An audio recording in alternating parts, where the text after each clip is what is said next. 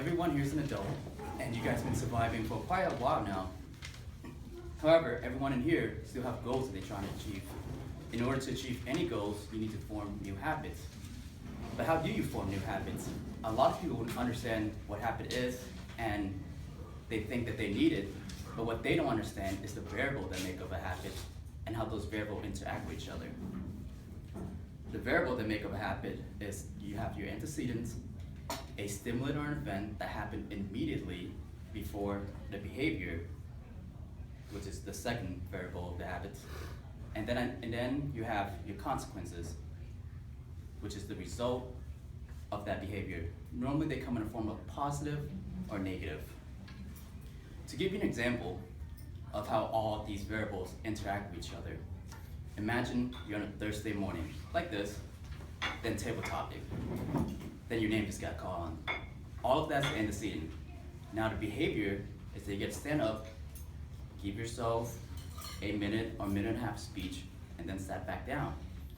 That's your behavior. Then you have your consequences, the result of that behavior. In most cases, people applaud, which creates a positive emotion, and we like positive emotion. Over time, if this process keeps happening, you're gonna form a positive emotion with that behavior, and when you saw that antecedent, which is being called on, you're gonna get excited because you want that positive emotion. But imagine for a second if instead of being applauded, you get booed at and laughed at. This will create a negative emotion, such as shame and embarrassment. If this process keeps happening over time, just by being called on, you don't have to stand up. Even before you perform the behavior, you already start feeling the pain and the shame and all that negative stuff. Over time, you probably only showed up to Toastmaster because you're trying to avoid that antecedent, that reminder of that negative pain. That's the reason why at Toastmaster we claps every time someone gives a speech, even if it's bad.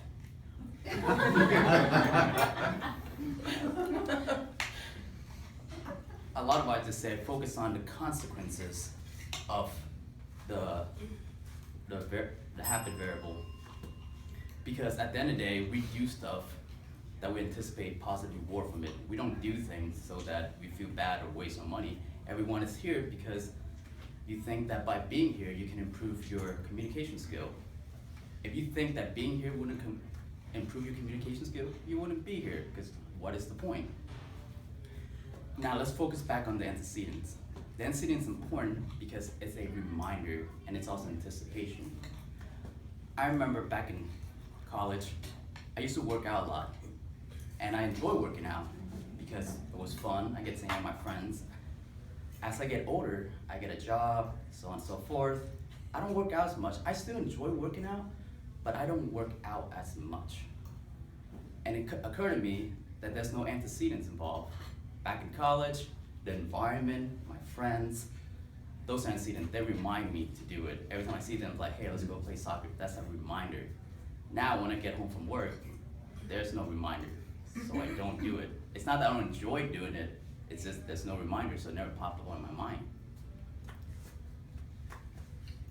So these are powerful principles.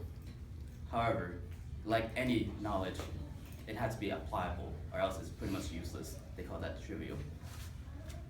So how do you apply these principles? This is one way that I apply it. So I noticed I've been gaining a few pounds. I need to start working out. I decided to do a 20-minute walk. That's the behavior.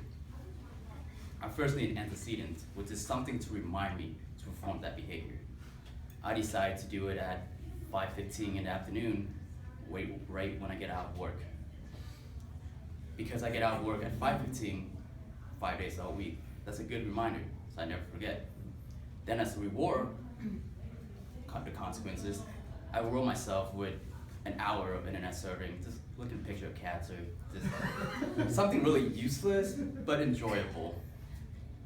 Over time, my mind will associate that walking behavior with surfing the internet, and I will never forget it because when I get home from work at 5:15, that's a reminder. So to wrap this all up,